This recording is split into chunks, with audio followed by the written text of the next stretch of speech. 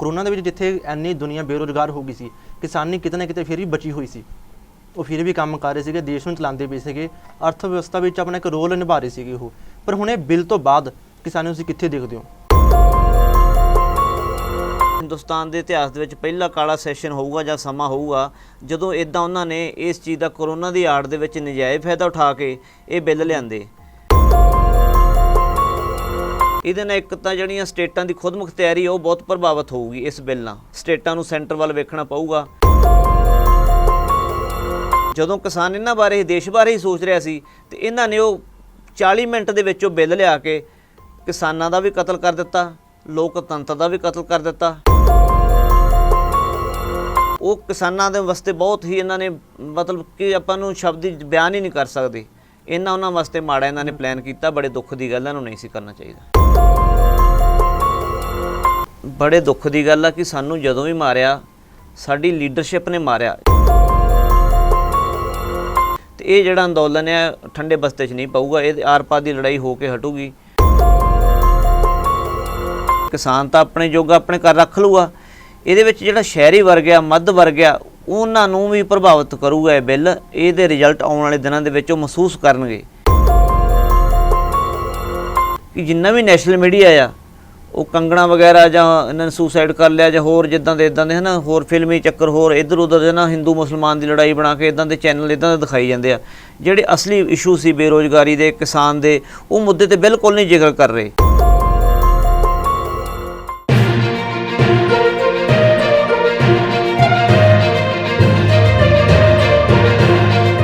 ਅਕਾਲ channel ਦੇਖ ਰਹੇ ਸਾਰੇ ਦਰਸ਼ਕਾਂ ਦਾ ਸਵਾਗਤ ਹੈ ਸਾਡੇ ਪ੍ਰੋਗਰਾਮ ਅਕਾਲ ਫੋਕਸ ਦੇ ਵਿੱਚ। ਅੱਜ ਆਪਾਂ ਜਿਸ ਵਿਸ਼ੇ ਤੇ ਗੱਲ ਕਰਨੀ ਹੈ ਉਹ ਹੈ ਕਰੋਨਾ ਕਾਲ ਦੌਰਾਨ ਲਿਆਂਦੇ ਗਏ ਕਿਸਾਨੀ ਨੂੰ ਲੈ ਕੇ ਆਰਡੀਨੈਂਸ ਦੇ ਉੱਪਰ। ਹਾਲਾਂਕਿ ਜਿਹੜਾ ਆਰਡੀਨੈਂਸ ਹੈ ਉਹ ਇੱਕ ਐਮਰਜੈਂਸੀ ਦੇ ਵੇਲੇ ਲਿਆਂਦਾ ਜਾਂਦਾ ਜਦੋਂ ਐਮਰਜੈਂਸੀ ਦੀ ਸਥਿਤੀ ਹੋਵੇ ਦੇਸ਼ ਵਿੱਚ। ਪਰ ਕਰੋਨਾ ਕਾਲ ਦੌਰਾਨ ਇਹ ਆਰਡੀਨੈਂਸ ਲਿਆਂਦੇ ਗਏ ਨੇ ਤੇ ਲੋਕ ਸਭਾ ਦੇ ਵਿੱਚ ਇਹਨਾਂ ਨੂੰ ਪਾਸ ਕੀਤਾ ਗਿਆ। ਤੇ ਮੇਰੇ ਨਾਲ ਇਸ ਸਾਰੇ ਮੁੱਦੇ ਤੇ ਗੱਲ ਕਰਨ ਲਈ ਮੌਜੂਦ ਨੇ ਦਲਜੀਤ ਸਿੰਘ ਚੱਕ ਅੰਬਰਸਰੀਆ, ਜ਼ਿਲ੍ਹਾ ਜਨਰਲ ਸਕੱਤਰ, ਲੱਖੋਵਾਲ ਪਟਿਆਲਾ। ਤੁਹਾਡਾ ਸਵਾਗਤ ਸਾਡੇ ਪ੍ਰੋਗਰਾਮ ਦੇ ਵਿੱਚ। ਸਵਾਗਤ ਹੈ ਜੀ, ਧੰਨਵਾਦ ਤੁਹਾਡਾ, ਤੁਸੀਂ ਸਾਨੂੰ ਮੌਕਾ ਦਿੱਤਾ ਜੀ। ਕੀ ਕਾਰਨ ਹੈ ਇਸ ਵਿਰੋਧ ਦਾ? ਇਸ ਬਿੱਲ ਵਿੱਚ ਕੀ ਹੈ ਅਜਿਹਾ ਕਿ ਜਿਹੜਾ ਕਿਸਾਨਾਂ ਨੂੰ ਨਹੀਂ ਚੰਗਾ ਲੱਗ ਰਿਹਾ ਉਹ ਵਿਰੋਧ ਤੇ ਉਤਰੇ ਹੋਏ ਨੇ? ਗੱਲ ਇਸ ਤਰ੍ਹਾਂ ਹੈ ਜੀ ਵੀ ਜਿਹੜੇ ਬਿੱਲ ਲਿਆਂਦੇ ਆ ਕਿਸਾਨ ਵਿਰੋਧੀ ਆ। ਕਿਸਾਨਾਂ ਦੇ ਕਾਲੇ ਕਾਨੂੰਨ ਇੱਕ ਉਹਨਾਂ ਦੇ ਮੌਤ ਦੇ ਵਾਰੰਟ ਦੇ ਆਪਾਂ ਕਹਿ ਦਈਏ ਇਸ ਤਰ੍ਹਾਂ ਨੇ। ਮੋਦੀ ਸਰਕਾਰ ਨੇ ਇਹ ਬਿੱਲ ਲਿਆਉਣ ਲੱਗਿਆਂ ਬੜੇ ਦੁੱਖ ਦੀ ਗੱਲ ਹੈ ਕਿ ਕੋਈ ਵੀ ਮੈਨੂੰ ਲੱਗਦਾ ਵੀ ਹਿੰਦੁਸਤਾਨ ਦੇ ਇਤਿਹਾਸ ਦੇ ਵਿੱਚ ਪਹਿਲਾ ਕਾਲਾ ਸੈਸ਼ਨ ਹੋਊਗਾ ਜਾਂ ਸਮਾਂ ਹੋਊਗਾ ਜਦੋਂ ਇੱਦਾਂ ਉਹਨਾਂ ਨੇ ਇਸ ਚੀਜ਼ ਦਾ ਕਰੋਨਾ ਦੀ ਆੜ ਦੇ ਵਿੱਚ ਨਜਾਇਜ਼ ਫਾਇਦਾ ਉਠਾ ਕੇ ਇਹ ਬਿੱਲ ਲਿਆਂਦੇ।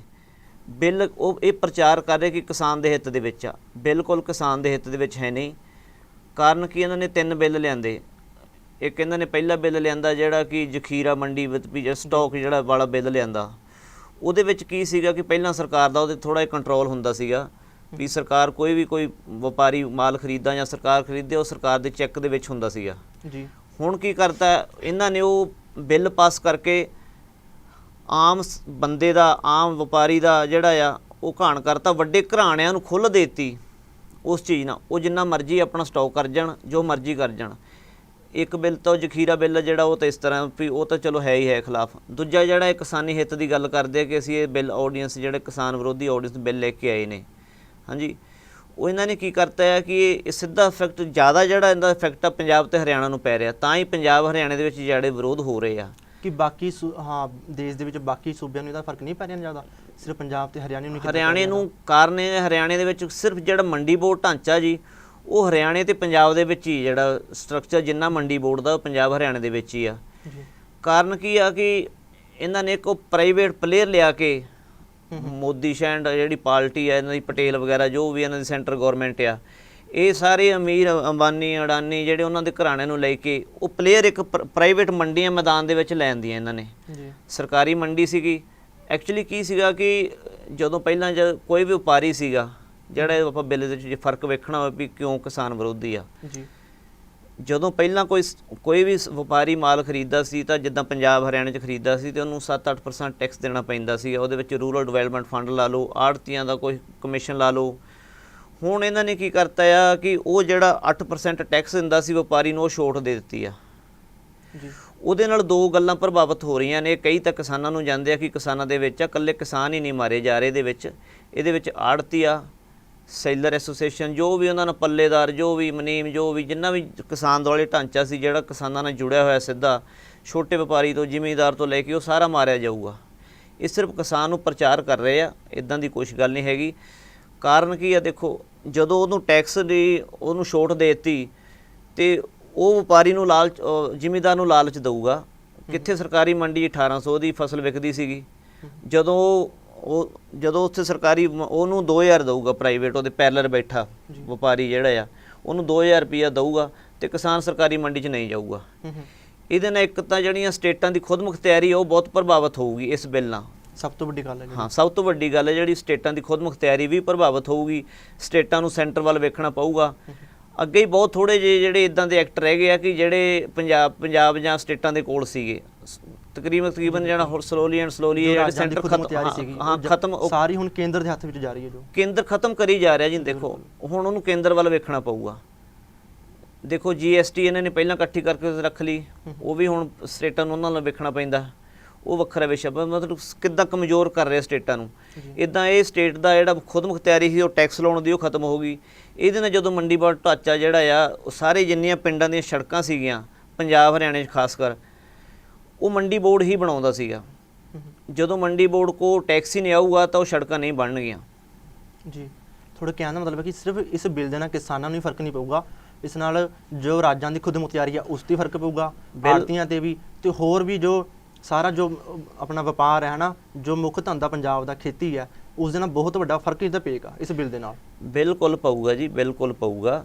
ਇਹ ਤਾਂ ਸਿਰਫ ਕਿਸਾਨਾਂ ਨੂੰ ਇੱਕ ਗੁੰਮਰਾਹ ਕੀਤਾ ਜਾ ਰਿਹਾ। ਸਿਰਫ ਇਹ ਗੱਲ ਕਹਿ ਕੇ ਕਿ MSP ਬੰਦ ਨਹੀਂ ਕੀਤੀ ਜਾ ਰਹੀ, MNP ਤਾਂ ਆਪੇ ਬੰਦ ਹੋ ਜਾਣੀ ਆ ਜੇ ਆਪਾਂ ਹੋਰ ਥੋੜ੍ਹੇ ਸਰਲ ਤਰੀਕੇ ਨਾਲ ਇਹਨੂੰ ਸਮਝਣਾ ਹੋਵੇ ਜੀ। ਬਿਲਕੁਲ। ਜੇ ਆਪਾਂ ਥੋੜ੍ਹੇ 10-15 ਸਾਲ ਪਿੱਛੇ ਚੱਲ ਜਾਈਏ, ਪਿੰਡਾਂ 'ਚ BSNL ਦੇ ਟਾਵਰ ਹੁੰਦੇ ਸੀ, ਫੋਨ ਹੁੰਦੇ ਸੀ, ਲਾਈਨ ਫੋਨ ਹੁੰਦੇ ਸੀਗੇ।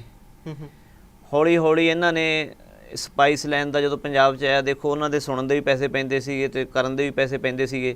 ਹੌਲੀ ਹੌਲੀ ਇਹਨਾਂ ਨੇ ਇਹੋ ਜਿਹੇ ਉਹ ਲਿਆਂਦੇ ਕਿ ਏਅਰਟੈਲ ਆ ਗਈ। ਹੁਣ ਉਸ ਤੋਂ ਬਾਅਦ ਲਾਸਟ ਜਿੱਥੋਂ ਕਿੱਥੇ ਆ ਗਿਆ, ਜੀਓ ਆ ਗਿਆ। ਜੀਓ ਵਾਲਿਆਂ ਨੇ ਕੀ ਕੀਤਾ ਕਿ 2-3 ਸਾਲ ਉਹਨਾਂ ਨੇ ਕਿਹਾ ਵੀ 6 ਮਹੀਨੇ ਤੁਹਾਨੂੰ ਫ੍ਰੀ ਦੇ ਦਿੰਦੇ ਆ ਜੀ।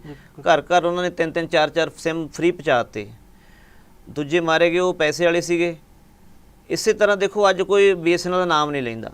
ਸੇਮ ਇਸੇ ਤਰ੍ਹਾਂ ਇਹਨਾਂ ਨੇ ਜਦੋਂ ਪ੍ਰਾਈਵੇਟ ਮੰਡੀਆਂ ਦੇ ਵਿੱਚ ਉਹ ਵਪਾਰੀ ਜਿਹੜਾ ਇੱਦਾਂ ਦੇ ਵੱਡੇ ਲੈਣ ਦੇ ਤੇ ਸਰਕਾਰ ਦਾ ਸਰਕਾਰੀ ਢਾਂਚਾ ਤਾਂ ਫੇਲ ਹੋ ਹੀ ਜਾਣਾ ਹੈ। ਉਹ ਬਿਲਡਿੰਗਾਂ ਜਿਹੜੀਆਂ ਸਫੇਦ ਹਾਥੀ ਬਣ ਜਾਣੇ ਆ। ਜਿੰਨਾ ਮੰਡੀ ਬੋਰਡ ਦੀਆਂ ਬਿਲਡਿੰਗਾਂ ਸਰਕਾਰੀ ਨੇ, ਆੜ੍ਹਤੀਆ ਵੀ ਜਾਊਗਾ, ਬਿਲਡਿੰਗਾਂ ਵੀ ਜਾਣਗੀਆਂ, ਸਾਰਾ ਕੁਝ ਜਾਊਗਾ ਜੀ, ਹੈ ਨਾ। ਉਹ ਵੀ ਸਫੇਦ ਹਾਥੀ ਬਣ ਜੂ ਸਾਰਾ ਕੁਝ। ਉਹ ਸਾਰਾ ਕੁਝ ਇਸ ਤਰ੍ਹਾਂ ਇਹ ਬਹੁਤ ਪ੍ਰਭਾਵਿਤ ਕਰ ਰਿਹਾ ਹੈ ਇਹ ਬਿੱਲ ਜਿਹੜਾ ਆ ਜੀ। ਬਿਲਕੁਲ।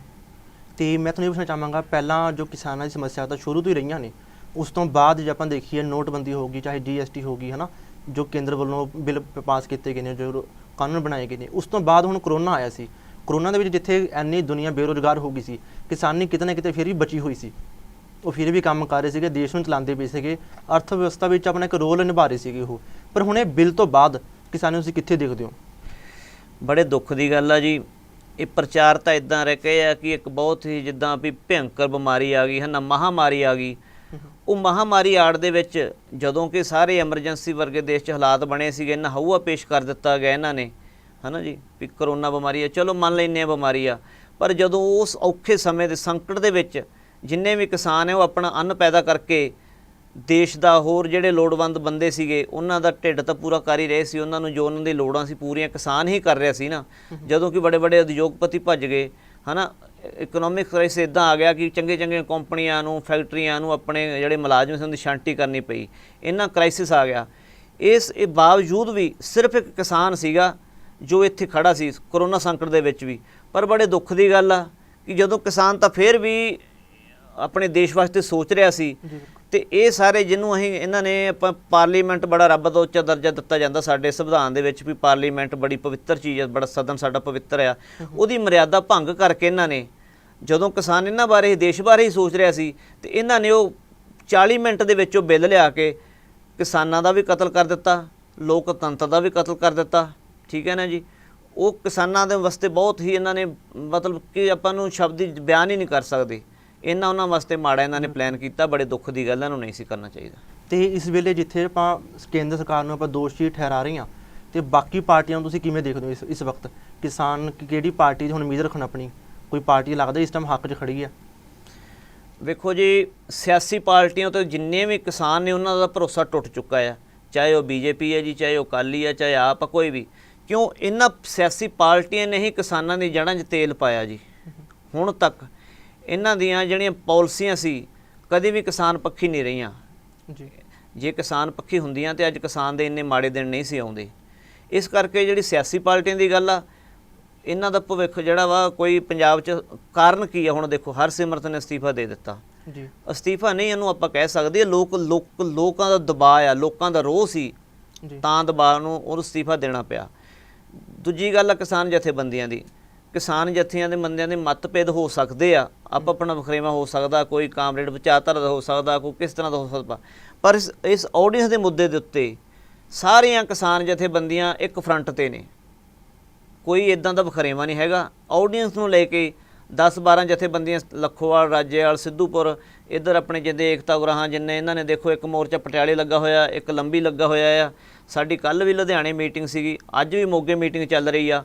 ਆਉਣ ਵਾਲੇ ਦਿਨਾਂ ਦੇ ਵਿੱਚ ਇਹ ਜਿਹੜਾ ਰੋਹ ਆ ਹੋਰ ਪ੍ਰਚੰਡ ਹੋਊਗਾ, ਘਟੂਗਾ ਨਹੀਂ। ਹਰਸਿਮਰਤ ਕੌਰ ਬਾਦਲ ਨੇ ਅਸਤੀਫਾ ਦਿੱਤਾ, ਉਹਨੇ ਆਪਣੀ ਮਰਜ਼ੀ ਨਾਲ ਦਿੱਤਾ। ਇਹ ਕਿਸਾਨਾਂ ਦਾ ਦਬਾਅ ਸੀ ਇੱਕ, ਕਿ ਜੋ ਪਬਲਿਕ ਪ੍ਰੈਸ਼ਰ ਬਣਿਆ, ਉਸ ਕਾਰਨ ਉਹਨੇ ਅਸਤੀਫਾ ਦਿੱਤਾ, ਠੀਕ ਹੈ। ਪਰ ਮੈਂ ਤੁਹਾਨੂੰ ਇਹੀ ਪੁੱਛਣਾ ਚਾਹਾਂਗਾ ਕਿ ਇੰਨੀ ਜਥੇਬੰਦੀਆਂ ਜੋ ਇਤਨਾ ਵਿਰੋਧ ਕਰ ਰਹੀਆਂ ਨੇ, ਪ੍ਰਦਰਸ਼ਨ ਕਰ ਰਹੀਆਂ ਨੇ, ਕਿ ਇਹ ਦਬਾਅ ਸਰਕਾਰ 'ਤੇ ਹੀ ਪਊਗਾ ਕਿ ਉਹ ਬਿੱਲ ਰੁਕ ਸਕਦਾ ਅੱਗੇ?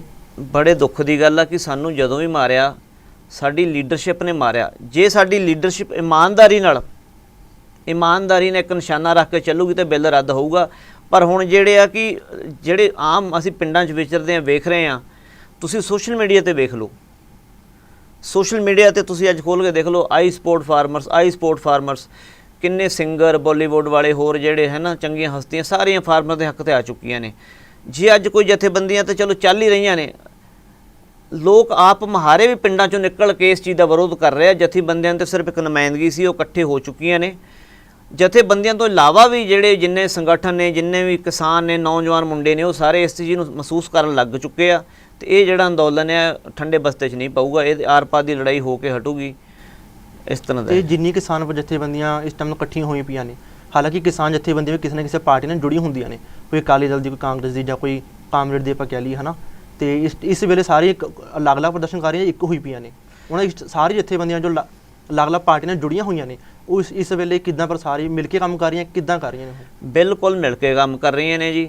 ਅਸੀਂ ਪਿੱਛੇ ਜੇ ਦੇਖੋ, ਆਪਣਾ ਪਿਛਲੇ ਹਫਤੇ ਹੀ 20-22 ਥਾਂ ਤੇ ਜਾਮ ਲੱਗਾ ਸੀਗਾ, ਜਿੱਦਣ 15 ਤਰੀਕ ਨੂੰ ਇਹਨਾਂ ਨੇ ਸਦਨ ਦੇ ਵਿੱਚ ਬਿੱਲ ਲਿਆਉਣਾ ਸੀਗਾ। ਪੰਜਾਬ ਦੀਆਂ ਸਾਰੇ ਜਥੇਬੰਦੀਆਂ ਸੜਕਾਂ 'ਤੇ ਸੀਗੀਆਂ।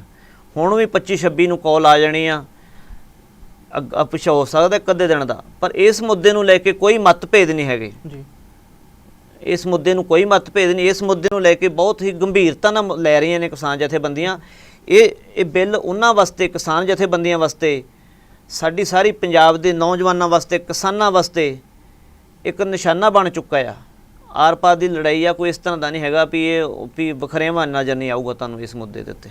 ਜੇ ਆਪਾਂ ਗੱਲ ਕਰੀਏ ਘੱਟੋ ਘੱਟ ਸਮਰਥਨ ਮੁੱਲ ਦੇ ਉੱਤੇ, MSP ਦੀ ਗੱਲ ਕਰੀਏ, ਉੱਦਾਂ 23 ਜਿਨਸਾਂ ਦੇ ਉੱਤੇ ਜੋ ਸਰਕਾਰ ਵੱਲੋਂ ਕਿਹਾ ਗਿਆ ਕਿ ਉਹਨਾਂ ਉੱਤੇ ਘੱਟੋ ਘੱਟ ਜਿਵੇਂ MSP ਜੋ ਲਾਗੂ ਕੀਤੀ ਗਈ ਹੈ, ਪਰ ਮਿਲਦੀ ਸਿਰਫ 2 ਜਾਂ 3 ਦੇ ਉੱਤੇ ਪਈ ਹੈ, ਹੈ ਨਾ।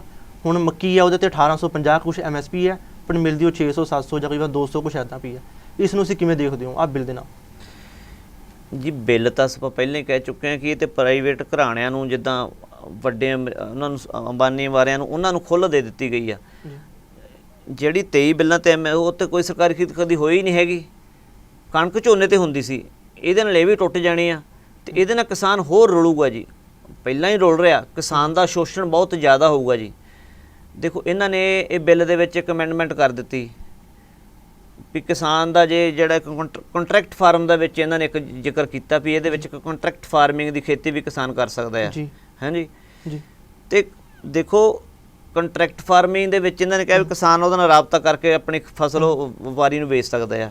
ਜਦੋਂ ਉਹਦੇ ਨਾਲ ਵੇਚੂਗਾ ਤੇ ਇਹਨਾਂ ਨੇ ਕਹਿ ਦਿੱਤਾ ਕਿ ਜਿਹੜਾ ਆ ਕਿਸਾਨ, ਜੇ ਉਹਦਾ 3-4 ਦਿਨ 'ਚ ਉਹਦੀ ਉਹ ਪੇਮੈਂਟ ਨਹੀਂ ਦਿੰਦਾ ਵਪਾਰੀ, ਤੇ SDM ਕੋਲ ਜਾ ਸਕਦਾ ਆ। ਠੀਕ ਹੈ ਜੀ। ਵੀ ਉਹਦਾ ਜਿਹੜਾ ਸਮਾਧਾਨ ਆ SDM ਕਰੂਗਾ। ਜੇ SDM ਨਹੀਂ ਕਰੂਗਾ ਤੇ ਉਹ DC ਕੋਲ ਜਾ ਸਕਦਾ ਆ, ਉਹ ਕੋਰਟ ਨਹੀਂ ਜਾ ਸਕਦਾ। ਕਿਸਾਨ ਦੇ ਤਾਂ ਪਹਿਲਾਂ ਹੱਥ ਵੱਢ ਦਿੱਤੇ ਆ। ਆਪਾਂ ਦੇਖਦੇ ਆ ਕਿ ਜਿੰਨਾ ਵੀ ਪ੍ਰਸ਼ਾਸਨ ਹੁੰਦਾ ਆ, ਉਹ ਤਾਂ ਪਹਿਲਾਂ ਹੀ ਸਰਕਾਰਾਂ ਦੇ ਦਬਾਅ ਥੱਲੇ ਹੁੰਦਾ ਆ, ਤੇ ਕਿਸਾਨ ਉੱਥੇ ਜਾ ਕੇ ਕਿਵੇਂ ਆਪਣੀ ਜਾਨ ਬਚਾਊਗਾ ਜੀ। SDM ਕੋਈ ਇੰਨਾ ਤਾਂ ਕੋਈ, ਮੈਂ ਤਾਂ ਨਹੀਂ ਸਮਝਦਾ ਜਿੱਦਾਂ ਦਾ ਸਿਸਟਮ ਇੰਡੀਆ ਦਾ ਹੈਗਾ ਆ ਕਿ ਕੋਈ ਐਡਾ ਉਹ ਭਗਤ ਵਾਲਾ ਐਸਡੀਐਮ ਜਾਂ ਕੋਈ ਪ੍ਰਸ਼ਾਸਨ ਇੱਦਾਂ ਦਾ ਹੋਵੇ ਵੀ ਉਹ ਖੁਦ ਚੱਲ ਕੇ ਆਖੇ ਵੀ ਕਿਸਾਨ ਮੇਰੇ ਕੋਲ ਆਇਆ। ਕਿਸਾਨ ਤਾਂ ਜਦੋਂ 70 ਸਾਲ ਤੋਂ ਸੜਕਾਂ 'ਤੇ ਫਿਰ ਰਿਹਾ, ਉਹਦੀ ਤਾਂ ਕੋਈ ਸੁਣਵਾਈ ਨਹੀਂ ਕੀਤੀ। ਇਹ ਤਾਂ ਵਪਾਰੀ ਦੀ ਗੱਲ ਹੋ ਗਈ। ਜਿਹੜੇ ਇਹਨਾਂ ਦੇ ਆਪਣੇ ਸਰਕਾਰੀ ਅਦਾਰੇ ਹੀ, ਆਪਾਂ ਜੇ ਉਦਾਹਰਨ ਤੌਰ 'ਤੇ ਗੱਲ ਕਰੀਏ ਕਿ ਗੰਨਾ ਸੀ, ਗੰਨਾ ਸਰਕਾਰੀ ਮਿੱਲਾਂ ਸੀਗੀਆਂ ਜੀ, ਇਹਨਾਂ ਦੇ ਸਰਕਾਰ ਦੇ ਕੰਟਰੋਲ ਦੇ ਵਿੱਚ ਸੀਗੀਆਂ। ਜਦੋਂ ਕਿ ਸਰਕਾਰੀ ਗੰਨਾ ਜਦੋਂ ਖਰੀਦ ਹੋ ਜਾਂਦੀ ਹੈ ਤਾਂ ਇਹਨਾਂ ਨੇ ਹਫ਼ਤੇ 15 ਦਿਨ ਦੇ ਵਿੱਚ ਉਹਦੀ ਪੇਮੈਂਟ ਕਰਨੀ ਹੁੰਦੀ ਹੈ ਜ਼ਿਮੀਂਦਾਰ ਨੂੰ। ਜੇ ਨਹੀਂ ਕਰ ਸਕਦੇ ਤਾਂ ਇਹ 15 ਆਪਣੇ ਵਿਆਜ ਦੇ ਨਾਲ ਉਹਨੂੰ 15 ਦਿਨ ਦੇ ਵਿਦ ਇੰਟਰਸਟ ਉਹਨੂੰ ਇਹ ਪੇਮੈਂਟ ਕਰਦੇ ਆ। ਪਰ ਅਫਸੋਸ ਦੀ ਗੱਲ ਆ 4-4 ਸਾਲ ਤੇ ਇਹਨਾਂ ਦੇ ਆਪਣੇ ਅਦਾਰੇ ਨਹੀਂ ਪੇਮੈਂਟ ਕਰ ਸਕੇ ਤਾਂ ਜਿਹੜਾ ਕੰਟਰੈਕਟਰ ਹੈ ਉੱਥੋਂ ਇਹ ਕਿੱਥੋਂ ਪੇਮੈਂਟ ਕਰਵਾ ਦੇਣਗੇ। ਕਿਸਾਨ ਦਾ ਗਲ ਘੁੱਟ ਦਿੱਤਾ ਗਿਆ ਹੈ, ਗੁੰਮਰਾਹ ਕੀਤਾ ਜਾ ਰਿਹਾ ਹੈ। ਇੱਦਾਂ ਦੀ ਕੋਈ ਆਡੀਅנס ਬਿਲਕੁਲ ਕਿਸਾਨ ਦੇ ਹਿੱਤ ਦੇ ਵਿੱਚ ਹੈ ਨਹੀਂ। ਇਹ ਜਿਵੇਂ ਤੁਸੀਂ ਦੱਸਿਆ ਕਿ ਕਿਸਾਨਾਂ ਦੇ ਹਿੱਤ ਵਿੱਚ ਕੁਛ ਨਹੀਂ, ਗਲਾ ਘੁੱਟ ਜਾ ਰਿਹਾ ਕਿਸਾਨਾਂ ਦਾ। ਹੁਣ ਸਾਰੀ ਜਥੇਬੰਦੀਆਂ ਜਿਵੇਂ ਤੁਹਾਡੇ ਸਾਥ ਇੱਕ ਹੋ ਕੇ ਕੰਮ ਕਰ ਰਹੀਆਂ ਨੇ, ਕਿ ਇਹ ਜੋ ਸਾਰੀ ਜਥੇਬੰਦੀਆਂ ਜੋ ਇੱਕ ਹੋ ਕੇ ਕਿਸਾਨਾਂ ਦੀਆਂ ਜੋ ਪ੍ਰਦਰਸ਼ਨ ਕਰ ਰਹੀਆਂ ਨੇ, ਇੱਕ ਰੋਸ਼ ਜੋ ਪੈਦਾ ਹੋ ਰਿਹਾ, ਕਿ ਉਹ ਸਫਲ ਹੋ ਪਾਏਗਾ? ਤੁਸੀਂ ਕਿਵੇਂ ਦੇਖਦੇ ਹੋ? ਬਿਲਕੁਲ ਸਫਲ ਹੋ ਪਾਊਗਾ ਜੀ। ਅਸੀਂ ਤਾਂ ਇਹਨੂੰ ਬਹੁਤ ਇੱਕ ਸਾਡੇ ਆਪਣੇ ਜਿੱਦਾਂ ਕਿ ਕਹਿੰਦੇ ਨੇ ਉਹਨਾਂ ਕਿ ਪਸੀਨੇ ਸੱਟ ਜਿਨ੍ਹਾਂ ਨੇ ਖਾਧੀ ਕਰੋ ਆਰਾਮ ਨਹੀਂ ਬਹਿੰਦੇ, ਹੈ ਨਾ। 70 ਸਾਲ ਤੋਂ ਜਦੋਂ ਹਿੰਦੁਸਤਾਨ ਦਾ ਸਾਰਾ ਹਿੰਦੁਸਤਾਨ ਭੁੱਖਾ ਮਰ ਰਿਹਾ ਸੀ, ਅਸੀਂ ਆਪਣੀ ਕੁਦਰਤੀ ਸਰੋਤ ਖ਼ਤਮ ਕਰਕੇ ਹਿੰਦੁਸਤਾਨ ਦੀ ਜਿਹੜੀ ਦੇਸ਼ ਹੈ ਉਹਦਾ ਢਿੱਡ ਭਰਿਆ ਪੰਜਾਬ ਤੇ ਹਰਿਆਣਾ ਦੇ ਕਿਸਾਨਾਂ ਨੇ। ਅਸੀਂ ਆਪਣੀ ਕੁਦਰਤੀ ਸਰੋਤ ਖ਼ਤਮ ਕਰ ਲਈ। ਸਾਡੇ 117 ਬਲਾਕ ਜਿਹੜੇ ਡਾਰਕ ਜ਼ੋਨ ਐਲਾਨ ਦਿੱਤੇ ਗਏ। ਪੰਜਾਬ ਦੀ ਇਹ ਪੋਜੀਸ਼ਨ ਹੈ ਕਿ ਪੰਜਾਬ ਆਉਣ ਵਾਲੇ ਸਮੇਂ 'ਚ ਬੰਜਰ ਬਣਨ ਜਾ ਰਿਹਾ ਜੀ। ਤੇ ਕੈਂਸਰ ਟ੍ਰੇਨ ਇੱਕ ਮਾਲਵੇ ਤੋਂ ਚੱਲਦੀ ਆ ਬੀਕਾਨੇਰ ਨੂੰ, ਰਾਜਸਥਾਨ ਨੂੰ ਚੱਲਦੀ ਆ, ਹੈ ਨਾ। ਕੈਂਸਰ ਦੀ ਮਾਲਵੇ 'ਚ ਭਰਮਾਰ ਆ। ਨੌਜਵਾਨ ਸਾਡਾ ਨਿਰਾਸ਼ ਹੋ ਕੇ ਆਤਮ ਹੱਤਿਆ ਕਰ ਰਿਹਾ, ਨਸ਼ਿਆਂ ਵੱਲ ਵੱਧ ਰਿਹਾ, ਵਿਦੇਸ਼ ਨੂੰ ਜਾ ਰਿਹਾ, ਕੋਈ ਸਮਝ ਨਹੀਂ ਰਿਹਾ। ਇਹ ਕਿੰਨਾ ਕਰਕੇ? ਕਿਸਾਨ ਦੀਆਂ ਪਾਲਿਸੀਆਂ ਜਿਹੜੀਆਂ ਕਿਸਾਨ ਮਾਰੂ ਨੀਤੀਆਂ ਕਰਕੇ, ਉਹਨਾਂ ਕਰਕੇ ਸਾਰਾ ਕੁਝ ਇਦਾਂ ਦਾ ਹੋਇਆ। ਇਸ ਕਰਕੇ ਕਿਸਾਨਾਂ ਦਾ ਇਹਨਾਂ ਸਾਰੇ ਲੀਡਰਾਂ ਤੋਂ ਭਰੋਸਾ ਉੱਠ ਚੁੱਕਾ ਆ। ਇਸ ਕਰਕੇ ਹੁਣ ਇਹਨਾਂ ਦੇ ਬਹਿਕਾਵੇ ਵਿੱਚ ਨਹੀਂ ਆਉਣਗੇ। ਤੁਸੀਂ ਅੱਗੇ ਦੀ ਰੂਪ ਰੇਖਾ ਕੀ ਤੈਅ ਕਰੋਗੇ? ਜੋ ਹੁਣ ਵਿਰੋਧ ਹੋ ਰਿਹਾ ਉਹ ਇੱਕ ਜਿਵੇਂ ਰਾਜਾਂ ਵਿੱਚ ਹੀ ਹੋ ਰਿਹਾ, ਇਹ ਅੱਗੇ ਦਿੱਲੀ ਤੱਕ ਵੀ ਜਾਊਗਾ ਜਾਂ ਉਰੀ ਬਸ ਉਰੀ ਚੱਲਦਾ ਰਹੂਗਾ, ਠੰਡਾ ਹੋ ਜਾਏਗਾ? ਨਹੀਂ, ਇੱਥੇ ਠੰਡਾ ਨਹੀਂ ਹੋਊਗਾ ਜੀ, ਬਿਲਕੁਲ ਇਹ ਦਿੱਲੀ ਤੱਕ ਜਾਊਗਾ ਜੀ। ਜੀ, ਇਹ ਕੀ ਰੂਪ ਰੇਖਾ ਤੁਸੀਂ ਤੈਅ ਕੀਤੀ ਅੱਗੇ ਵਾਸਤੇ? ਮੀਟਿੰਗਾਂ ਚੱਲ ਰਹੀਆਂ ਜੀ। ਇੱਕ 25 ਤਰੀਕ ਨੂੰ ਬੰਦ ਆ, ਸ਼ਾਇਦ ਜਿੱਦਾਂ ਵੀ ਹੋਊਗਾ, ਅਜੇ ਕੁਝ ਦਿਨ ਹੈਗੇ ਆ, ਜਿਵੇਂ ਵੀ ਹੋਊਗਾ ਅਸੀਂ ਤੁਹਾਡੇ ਨਾਲ ਜ਼ਰੂਰ ਸਾਂਝੀ ਕਰਾਂਗੇ। ਪਰ ਇਹ ਠੰਡਾ ਨਹੀਂ ਹੋਏ, ਇਹ ਗੱਲ ਦਾ ਮੈਂ ਤੁਹਾਨੂੰ ਯਕੀਨ ਦਿਵਾਉਣਾ ਕਿ ਇਹ ਠੰਡਾ ਨਹੀਂ ਹੋਊਗਾ ਹੁਣ। ਤੇ ਤੁਸੀਂ ਨੌਜਵਾਨਾਂ ਦੀ ਗੱਲ ਕੀਤੀ ਹੈ ਕਿ ਨੌਜਵਾਨ ਬਾਹਰ ਜਾ ਰਹੇ ਨੇ ਜਾਂ ਖੁਦਕੁਸ਼ੀਆਂ ਕਰ ਰਹੇ ਨੇ।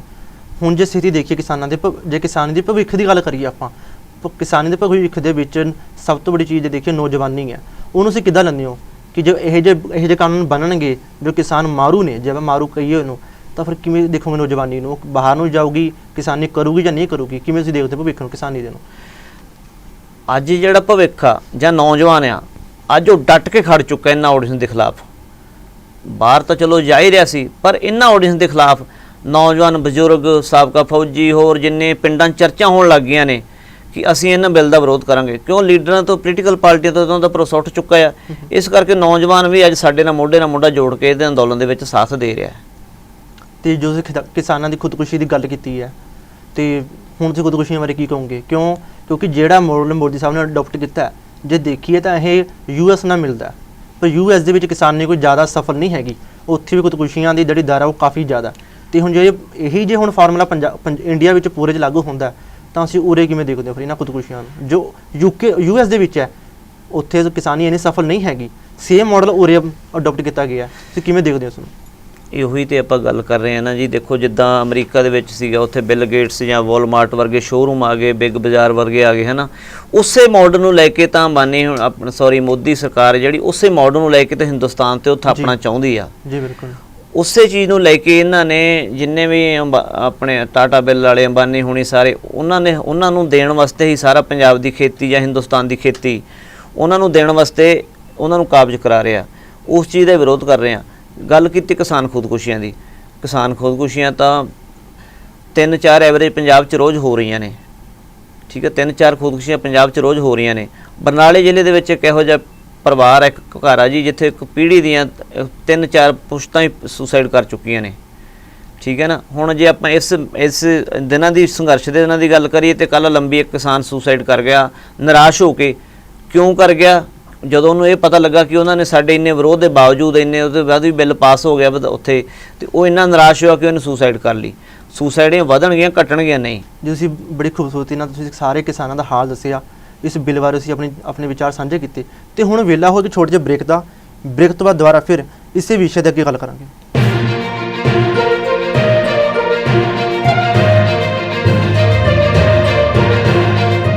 ਬ੍ਰੇਕ ਤੋਂ ਬਾਅਦ ਇੱਕ ਵਾਰ ਫਿਰ ਤੁਹਾਡਾ ਸਵਾਗਤ ਹੈ। ਮੇਰੇ ਲਈ ਗੱਲ ਕਰਨ ਨੂੰ ਫਿਰ ਮੌਜੂਦ ਨੇ ਮੇਰੇ ਨਾਲ ਸਰਦਾਰ ਦਲਜੀਤ ਸਿੰਘ ਜੀ।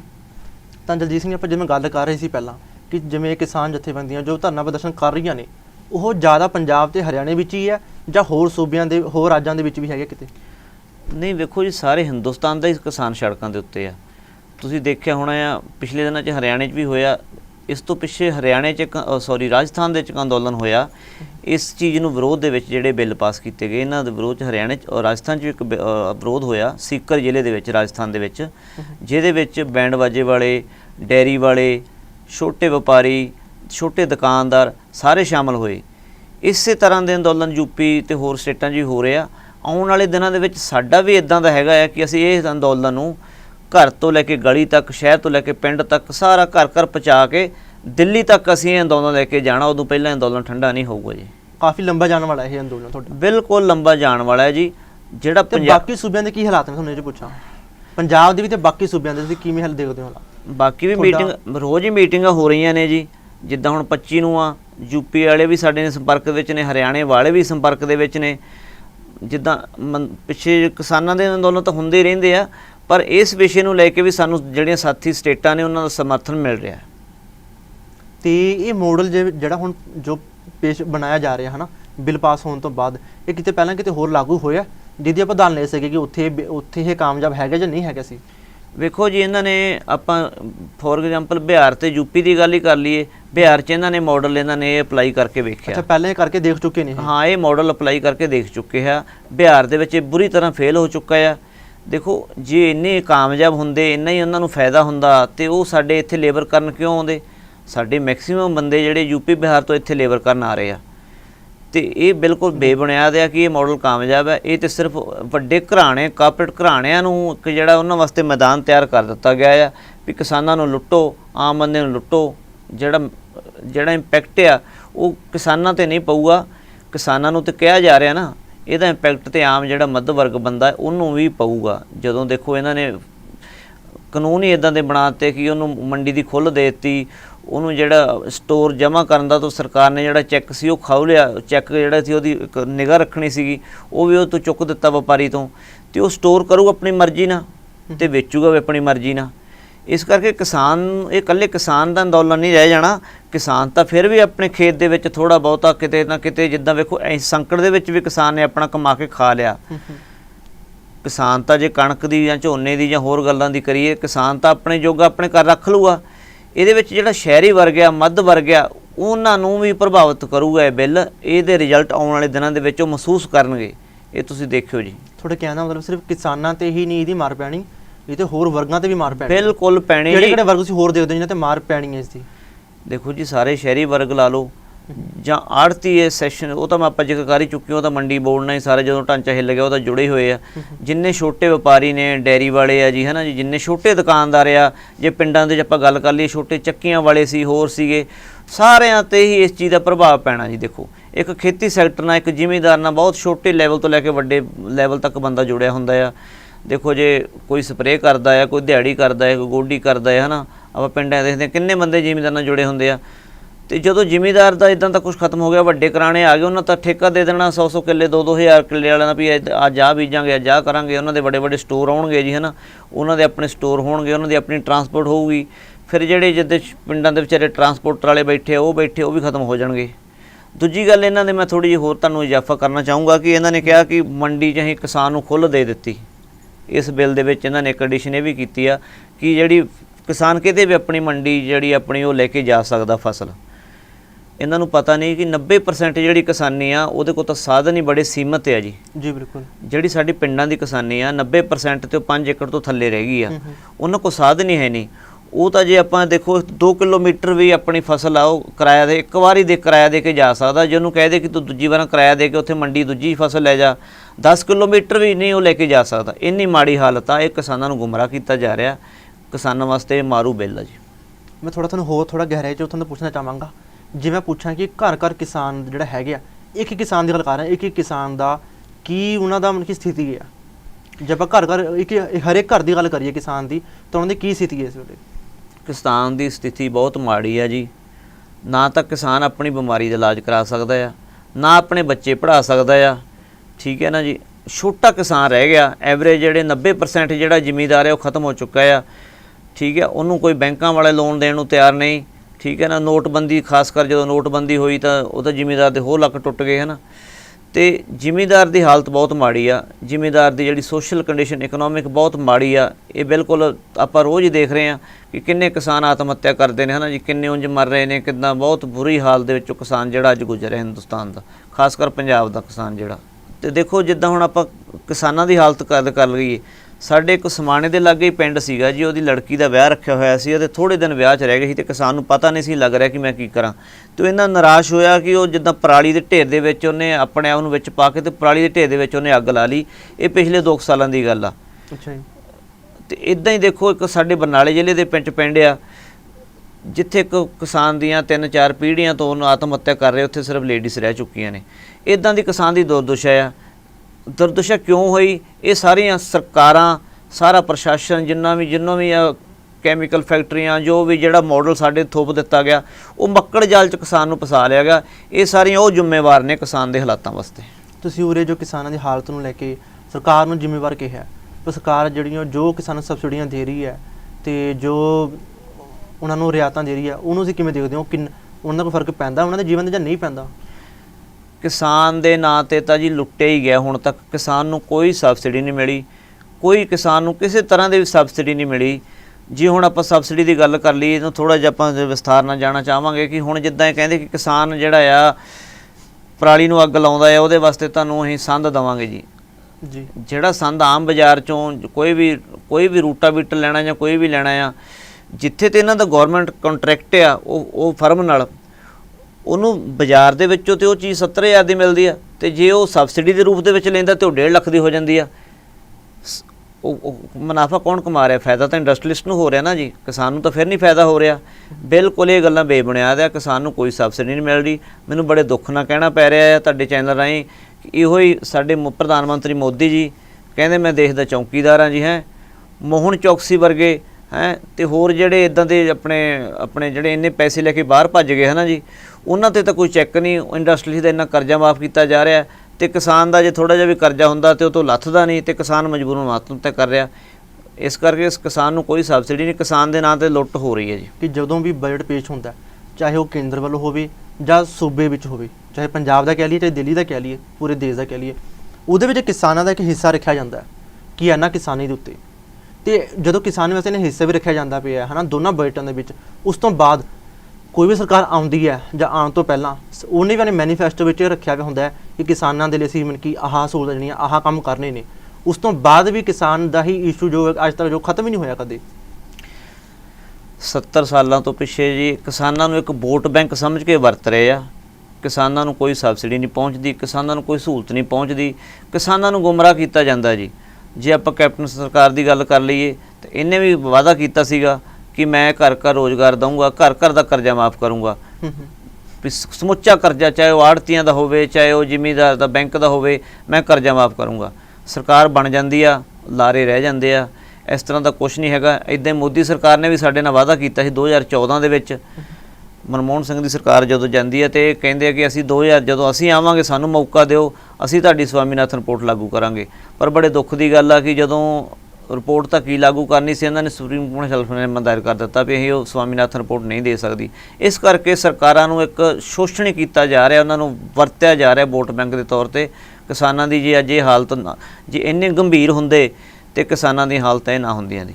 ਤੁਸੀਂ ਸਵਾਮੀਨਾਥਨ ਰਿਪੋਰਟ ਦੀ ਗੱਲ ਕੀਤੀ ਹੈ, ਤਾਂ ਸਵਾਮੀਨਾਥਨ ਰਿਪੋਰਟ ਕਿਸਾਨਾਂ ਨੂੰ ਕਿਵੇਂ ਲਾਹਾ ਦੇ ਸਕਦੀ ਹੈ? ਸਵਾਮੀਨਾਥਨ ਰਿਪੋਰਟ ਦੇ ਵਿੱਚ ਦੇਖੋ ਜੀ, ਕੋਈ ਵੀ ਇੰਡਸਟਰੀਲਿਸਟ ਆ ਜੀ, ਉਹ ਆਪਣੀ ਕੋਈ ਵੀ ਪ੍ਰੋਡਕਟ ਪੈਦਾ ਕਰਦਾ ਆ ਅਤੇ ਉਹ ਆਪਣੀ ਮਰਜ਼ੀ ਦਾ ਰੇਟ ਲਾਉਂਦਾ, ਉਹਦੇ ਵਿੱਚ ਉਹ ਲੇਬਰ ਲਾਉਂਦਾ ਅਤੇ ਟੈਕਸ ਲਾਉਂਦਾ। ਇਹ ਸਾਰਾ ਕੁਝ ਸਵਾਮੀਨਾਥਨ ਰਿਪੋਰਟ ਦੇ ਵਿੱਚ ਹੈਗਾ। ਹਾਂ ਹੈਗਾ ਨਾ, ਅਤੇ ਜ਼ਿਕਰ ਕੀਤਾ ਜਾਂਦਾ। ਇੱਦਾਂ ਹੀ ਸਵਾਮੀਨਾਥਨ ਰਿਪੋਰਟ ਕੀ ਕਹਿੰਦੀ ਹੈ ਕਿ ਜਿੰਨਾ ਵੀ ਮੁਨਾਫਾ ਆ ਜੋ ਕਿਸਾਨ ਕਮਾਉਂਦਾ, ਉਹਦੇ ਨਾਲ 50% ਉਹਨੂੰ ਮੁਨਾਫਾ ਦਿੱਤਾ ਜਾਵੇ, ਉਹਦੀ ਲੇਬਰ ਦਾ ਹਿਸਾਬ ਦਿੱਤਾ ਜਾਵੇ, ਹੈ ਨਾ। ਉਸ ਮੁਤਾਬਕ ਅਤੇ ਜ਼ਿਮੀਂਦਾਰ ਦੀ ਹਾਲਤ ਬਹੁਤ ਸੁਧਰਦੀ ਸੀ। ਪਰ ਬਜਾਏ ਉਹਨੂੰ ਲਾਗੂ ਕਰਨ ਦੀ ਬਜਾਏ ਇਹਨਾਂ ਨੇ ਹੋਰ ਜਿਹੜੀ ਆਡੀਅנס ਲੈ ਆਂਦੇ, ਇਹ ਆਡੀਅנס ਤਾਂ ਹੀ ਲਿਆਂਦੇ ਕਿ ਜਿਹੜਾ ਮਾੜਾ ਮੋਟਾ ਉਹ ਸੀਗਾ ਕਿਸਾਨ ਨੂੰ, ਹੋਰ ਇਹ ਮੁੱਦਾ ਤਾਂ ਪਿੱਛੇ ਰਹਿ ਗਿਆ ਸਵਾਮੀਨਾਥਨ ਰਿਪੋਰਟ ਵਾਲਾ। ਆਡੀਅנס ਲਿਆ ਕੇ ਕਿਸਾਨਾਂ ਦਾ ਹੋਰ ਗਲ ਘੋਟ ਦਿੱਤਾ ਇਹਨਾਂ ਨੇ। ਜੀ ਬਿਲਕੁਲ। ਮੈਂ ਤੁਹਾਨੂੰ ਆਖਰ 'ਚ ਪੁੱਛਣਾ ਚਾਹਾਂਗਾ, ਜੋ ਸਾਰੇ ਦੇਸ਼ ਦੇ ਵਿੱਚ ਇੱਕ ਅੱਗ ਲੱਗੀ ਪਈ ਹੈ, ਸਾਰੇ ਕਿਸਾਨ ਜਿੰਨੀ ਵੀ ਜਥੇਬੰਦੀਆਂ, ਚਾਹੇ ਕਿ ਹੋਰ ਵੀ ਕੁਝ ਜਥੇਬੰਦੀਆਂ ਜੋ ਕਿਸਾਨੀ ਨਾਲ ਨਹੀਂ ਹੈਗੀਆਂ ਪਰ ਉਹ ਵੀ ਕਿਸਾਨਾਂ ਦਾ ਸਾਥ ਦੇ ਰਹੀਆਂ ਨੇ, ਉਹ ਵੀ ਵਿੱਚ ਆਪਣਾ ਯੋਗਦਾਨ ਦੇ ਰਹੀਆਂ ਨੇ, ਅਤੇ ਤੁਸੀਂ ਕਿਸ ਮਾਧਿਅਮ ਰਾਹੀਂ ਸਰਕਾਰ ਤੋਂ ਆਪਣੀ ਗੱਲ ਪਹੁੰਚਾਉਣਾ ਚਾਹੁੰਦੇ ਹੋ ਕਿ ਸਰਕਾਰ ਦੇ ਕੰਨਾਂ 'ਚ ਗੱਲ ਪੈ ਜਾਵੇ ਕਿ ਕਿਸਾਨਾਂ ਦੇ ਹੱਕ ਵਿੱਚ ਇਹ ਬਿੱਲ ਨਹੀਂ ਹੈ? ਵੇਖੋ ਜੀ, ਮੈਂ ਤਾਂ ਇਸ ਵਿਸ਼ੇ ਨੂੰ ਲੈ ਕੇ ਤੁਹਾਡਾ ਕਾਲ ਚੈਨਲ ਦਾ ਵੀ ਧੰਨਵਾਦ ਕਰਦਾ। ਤੁਸੀਂ ਸਾਡੇ ਇਸ ਆਵਾਜ਼ ਪਹੁੰਚਾਉਣ ਨੂੰ ਜ਼ਰੀਆ ਬਣਾਇਆ, ਤੁਸੀਂ ਸਾਡੇ ਇਸ ਘੋਲ ਨੂੰ ਤਗੜਾ ਕੀਤਾ, ਮੈਂ ਇਸ ਗੱਲ ਦਾ ਤੁਹਾਡਾ ਧੰਨਵਾਦੀ ਹਾਂ। ਦੂਜੀ ਗੱਲ ਜਿਹੜੀ ਤੁਸੀਂ ਕੋਈ ਮਾਧਿਅਮ ਤਾਂ ਦੇਖੋ, ਜਿਹੜਾ ਇਹ ਆਪਣਾ ਮੀਡੀਆ ਹੈ ਵਾ ਲੋਕਤੰਤਰ ਦਾ ਚੌਥਾ ਥੰਮ ਮੰਨਿਆ ਜਾਂਦਾ, ਪਰ ਬੜੇ ਅਫਸੋਸ ਦੀ ਗੱਲ ਆ ਕਿ ਜਿੰਨਾ ਵੀ ਨੈਸ਼ਨਲ ਮੀਡੀਆ ਆ ਉਹ ਕੰਗਣਾ ਵਗੈਰਾ ਜਾਂ ਇਹਨਾਂ ਨੇ ਸੁਸਾਈਡ ਕਰ ਲਿਆ ਜਾਂ ਹੋਰ ਜਿੱਦਾਂ ਦੇ ਹੈ ਨਾ, ਹੋਰ ਫਿਲਮੀ ਚੱਕਰ, ਹੋਰ ਇੱਧਰ ਉੱਧਰ ਨਾ ਹਿੰਦੂ ਮੁਸਲਮਾਨ ਦੀ ਲੜਾਈ ਬਣਾ ਕੇ ਇੱਦਾਂ ਦੇ ਚੈਨਲ ਇੱਦਾਂ ਦੇ ਦਿਖਾਈ ਜਾਂਦੇ ਆ। ਜਿਹੜੇ ਅਸਲੀ ਇਸ਼ੂ ਸੀ ਬੇਰੁਜ਼ਗਾਰੀ ਦੇ, ਕਿਸਾਨ ਦੇ, ਉਹ ਮੁੱਦੇ 'ਤੇ ਬਿਲਕੁਲ ਨਹੀਂ ਜ਼ਿਕਰ ਕਰ ਰਹੇ। ਇਹ ਜਿੰਨੇ ਵੀ ਮੀਡੀਆ ਵਾ, ਜਿੰਨਾ ਵੀ ਨੈਸ਼ਨਲ ਮੀਡੀਆ ਆ, ਉਹ ਮੋਦੀ ਸਰਕਾਰ ਦਾ ਇੱਕ ਹੱਥ ਠੋਕਾ ਬਣ ਚੁੱਕਿਆ ਜੀ। ਇਸ ਕਰਕੇ ਹੁਣ ਦਾ ਜਿਹੜਾ ਅੱਜ ਦਾ ਇੱਕ ਜਿੱਦਾਂ ਹੁਣ ਤੁਹਾਡੇ ਵਰਗੇ ਅਦਾਰੇ ਆ, ਜਾਂ ਜਿੱਦਾਂ ਸੋਸ਼ਲ ਮੀਡੀਆ 'ਤੇ ਤੁਸੀਂ ਦੇਖੋ, ਅੱਜ ਸੋਸ਼ਲ ਮੀਡੀਆ 'ਤੇ ਦੇਖੋ ਜਿੰਨੇ ਵੀ ਨੌਜਵਾਨ ਨੇ ਜਾਂ ਜਿੰਨੇ ਵੀ ਸਾਰੇ ਆਈ ਸਪੋਰਟ ਫਾਰਮਰਸ ਇੱਕ ਭੁਚਾਲ ਜਿਹਾ ਆਇਆ ਪਿਆ ਆ। ਇਸ ਕਰਕੇ ਸਾਨੂੰ ਦੂਜਿਆਂ ਮੀਡੀਆ ਨੂੰ ਜਿੰਨੇ ਵੀ ਉਹਨਾਂ ਚੈਨਲ, ਉਹਨਾਂ ਨੂੰ ਅਪੀਲ ਆ ਕਿ ਜਿਹੜੀ ਕਿਸਾਨ ਦੀ ਤੁਸੀਂ ਆਵਾਜ਼ ਬਣੋ ਅਤੇ ਸਾਡਾ ਸਾਥ ਦਿਓ। ਕਿ ਤੁਹਾਨੂੰ ਲੱਗਦਾ ਹੁਣ ਕਿ ਕਿਸਾਨ ਹੁਣ ਉੱਠ ਚੁੱਕੇ ਆ, ਉਹ ਸਾਰਾ ਕੁਝ ਸਮਝ ਚੁੱਕੇ ਆ, ਅਤੇ ਕੀ ਕਹੋਗੇ ਹੁਣ ਉਹ ਕਿਵੇਂ ਸੋਚਦਾ? ਹੁਣ ਕਿਸਾਨ ਇੰਨਾ ਕੁ ਜਾਗਰੂਕ ਹੋ ਚੁੱਕਾ ਜੀ, ਜਾਗਰੂਕ ਵੀ ਕੀ ਹਤਾਸ਼ ਹੋ ਚੁੱਕਾ ਸੀ ਸਰਕਾਰ ਦੀਆਂ ਪਾਲਿਸੀਆਂ ਤੋਂ। ਹੁਣ ਉਹ ਆਪਣੇ ਕਦਮ ਜਿਹੜੇ ਤੁਸੀਂ ਜਾ ਕੇ ਆਪਣਾ ਪਟਿਆਲੇ ਵਾਲਾ ਵੇਖ ਲਓ, ਜਾਂ ਲੰਬੀ ਵਾਲਾ, ਜਾਂ ਦੁਆਬੇ ਦੇ ਵਿੱਚ ਵੇਖ ਲਓ, ਜਾਂ ਮਾਝੇ ਦੇ ਵਿੱਚ ਵੇਖ ਲਓ, ਕੋਈ ਪਿੰਡ, ਕੋਈ ਘਰ ਜਾਂ ਕੋਈ ਸੋਸ਼ਲ ਮੀਡੀਆ 'ਤੇ ਮੈਸੇਜ ਜਾਂ ਕੁਛ ਇੱਦਾਂ ਦਾ ਨਹੀਂ ਹੈਗਾ ਵੀ ਜਿੱਥੇ ਕਿਸਾਨ ਇਸ ਵਿਸ਼ੇ ਨੂੰ ਲੈ ਕੇ ਨਾ ਗੱਲ ਕਰ ਰਿਹਾ। ਗੱਲ ਇੱਥੇ ਆ ਕੇ ਖੜ੍ਹ ਗਈ ਹੁਣ ਵੀ ਕਿਸਾਨ ਕਹਿਣ ਲੱਗੇ, ਆਮ ਪਿੰਡਾਂ 'ਚ ਚਰਚਾ ਹੋਣ ਲੱਗ ਗਈ, ਨਾਅਰੇ ਲਾਉਣ ਲੱਗ ਗਏ ਲੋਕ, ਗੁਜ਼ਾਰੇ ਲਾਉਣ ਲੱਗ ਗਏ ਵੀ ਜਾਗ ਪਏ ਹੱਕਾਂ ਦੇ ਰਾਖੇ, ਹੈ ਨਾ, ਉੱਠ ਪਏ ਹੱਕਾਂ ਦੇ ਰਾਖੇ, ਇੱਦਾਂ ਬੜਾ ਕੁਛ ਹੋਣ ਲੱਗ ਗਿਆ, ਹੈ ਨਾ। ਜਿੱਦਾਂ ਉਹ ਕਹਿੰਦੇ ਆ ਜੀ, ਉੱਠ ਪੈਣਗੇ ਸੁੱਤੇ ਲੋਕ, ਬੰਬ ਬੰਦੂਕ ਨਾ ਸਕਣ ਰੋਕ, ਇੱਦਾਂ ਦੇ ਲੋਕਾਂ ਦੀ ਵਿਚਾਰਧਾਰਾ ਜੀ ਬਣਦੀ ਜਾਂਦੀ ਹੈ ਜੀ। ਅਤੇ ਬਿਲਕੁਲ ਕਿਸਾਨ ਜਾਗਰੂਕ ਹੋ ਚੁੱਕਾ ਜੀ। ਜੀ ਤੁਹਾਡਾ ਬਹੁਤ ਬਹੁਤ ਧੰਨਵਾਦ ਦਲਜੀਤ ਸਿੰਘ ਜੀ। ਤੁਸੀਂ ਆਪਣਾ ਦਰਦ ਜੋ ਹੈਗਾ, ਕਿਸਾਨਾਂ ਦਾ ਦਰਦ ਮੇਨ ਆਪ ਤੁਹਾਡਾ ਨਹੀਂ, ਤੁਸੀਂ ਸਾਡੇ ਚੈਨਲ ਰਾਹੀਂ ਲੋਕਾਂ ਅੱਗੇ ਰੱਖੇ ਆ। ਅਸੀਂ ਵੀ ਤੁਹਾਡੇ ਚੈਨਲ ਦਾ ਬਹੁਤ ਬਹੁਤ ਧੰਨਵਾਦ ਕਰਦੇ ਹਾਂ ਕਿ ਤੁਸੀਂ ਸਾਡੇ ਇਸ ਦਰਦ ਨੂੰ ਮਹਿਸੂਸ ਕੀਤਾ, ਸਾਨੂੰ ਮੌਕਾ ਦਿੱਤਾ, ਸਾਡੀ ਆਵਾਜ਼ ਰੱਖਣ ਨੂੰ, ਇਹਨਾਂ ਕਾਲੇ ਕਾਨੂੰਨਾਂ ਦੇ ਵਿਰੁੱਧ ਜੋ ਸਾਡੀ ਤੁਸੀਂ ਆਵਾਜ਼ ਦੇਸ਼ ਦੁਨੀਆ 'ਚ ਪਹੁੰਚਾਓਗੇ, ਅਸੀਂ ਤੁਹਾਡੇ ਵੀ ਰਹਿਣੀ ਆ। ਤੁਸੀਂ ਸਾਡੇ ਇਸ ਘੋਲ ਦੇ ਵਿੱਚ ਸਾਥ ਦਿੱਤਾ, ਬਹੁਤ ਬਹੁਤ ਧੰਨਵਾਦ ਜੀ। ਤੁਹਾਡਾ ਬਹੁਤ ਬਹੁਤ ਧੰਨਵਾਦ ਜੀ, ਸ਼ੁਕਰੀਆ। ਅਤੇ ਇਹ ਸੀਗੇ ਸਰਦਾਰ ਦਲਜੀਤ ਸਿੰਘ ਜੀ, ਜਿਨ੍ਹਾਂ ਨੇ ਕਿਸਾਨਾਂ ਦਾ ਦਰਦ ਤੁਹਾਡੇ ਅੱਗੇ ਰੱਖਿਆ। ਅਤੇ ਹੁਣ ਸਾਨੂੰ ਦਿਓ ਇਜਾਜ਼ਤ, ਧੰਨਵਾਦ।